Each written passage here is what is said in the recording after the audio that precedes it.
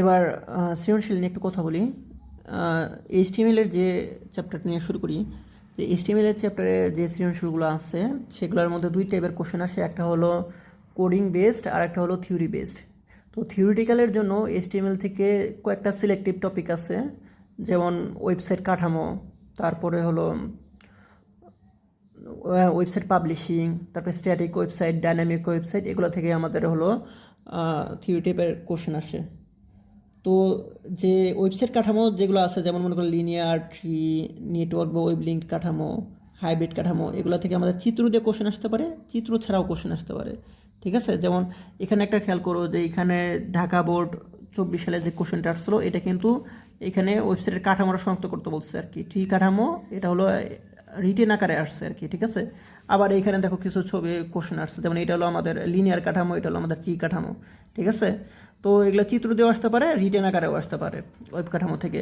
আবার অনেক সময় ওয়েব কাঠামোর যে বৈশিষ্ট্যগুলো আছে বইতে, ওই বৈশিষ্ট্যগুলো উল্লেখ করে দেয় অনেক সময়। ঠিক আছে, যে কি বলে কোনটি নন লিনিয়ার ওয়েব কাঠামো, তারপরে পেজগুলো পরপর সাজানো থেকে কোনটাতে, তারপরে কোথায় কোথায় ব্যবহার করা, যেমন কুইজে ব্যবহার করা হয় আমাদের লিনিয়ার কাঠামো, তারপরে আমাদের যেটা বলে অফিস আদালতে ব্যবহার করা হয় আমাদের ট্রি কাঠামোর বেশি জনপ্রিয়।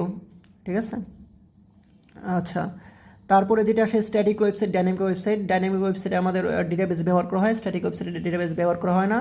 এখানে স্ট্যাটিক ওয়েবসাইট যেগুলো থাকে ওগুলোতে আমাদের মতামত দিতে পারি না, তথ্য পরিবর্তন করতে পারি না, কোনো ধরনের কোনো কিছু সেভ করতে পারি না অ্যাকচুয়ালি। ঠিক আছে, তো এই ধরনের কোশ্চেন কিছু আসে আমাদের পরীক্ষায়, যে মতামত দেওয়া যাচ্ছে না। এই যে যেমন খেয়াল করো, যে বিক্রয়কৃত গাড়ি সম্পর্কে গ্রাহকদের মতামত সংগ্রহের জন্য প্রতিষ্ঠানটি তাদের ওয়েবসাইটে উন্নয়নের সিদ্ধান্ত নিল। তাহলে আমাদের এক্ষেত্রে মতামত সংগ্রহের জন্য ওয়েবসাইটের উন্নয়নে কী কী প্রয়োজনীয় পদক্ষেপ গ্রহণ করতে হবে। তো এইটা আমাদের মতামত দেওয়া যাচ্ছে না, তার মানে এটা স্ট্যাটিক ওয়েবসাইট। এখান থেকে আমাদের কী করতে হবে, ডাইনামিক ওয়েবসাইটে পরিণত করতে হবে। তারপর ডাইনামিক ওয়েবসাইটের যে বৈশিষ্ট্যগুলো একটু বলবা, যে ডাইনামিক ওয়েবসাইটে আমাদের ডেটাবেস, এখানে আমাদের ডাইনামিক বানাতে গেলে আমাদের ডেটাবেসের প্রয়োজন। ডেটাবেসের জন্য আমাদের কানেকশন দিতে গেলে আমাদের কিছু টেকনোলজি লাগে, যেমন ESP.NET, PHP, MySQL, এই ধরনের আমাদের কী বলে টেকনোলজির দরকার হয়, দক্ষ প্রোগ্রামের দরকার হয়।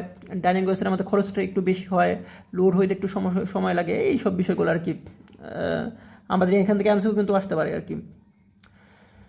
আচ্ছা, তারপরে আচ্ছা এমসিকিউতে একটা একটা জিনিস একটু বলতে ভুলে গেছি, যে আমাদের ওই যে ফরম্যাটিং ট্যাগ থেকে আসে, যে ফরম্যাটিং ট্যাগ থেকে কিন্তু এরকম কোশ্চেন আসে যে নিচের কোনটি সমমানের এই ফরম্যাটিং ট্যাগ, যেমন মনে করো ইউ ট্যাগ যেই কাজ করে, ইনস যে ট্যাগটা ওইটাও সেম কাজ করে।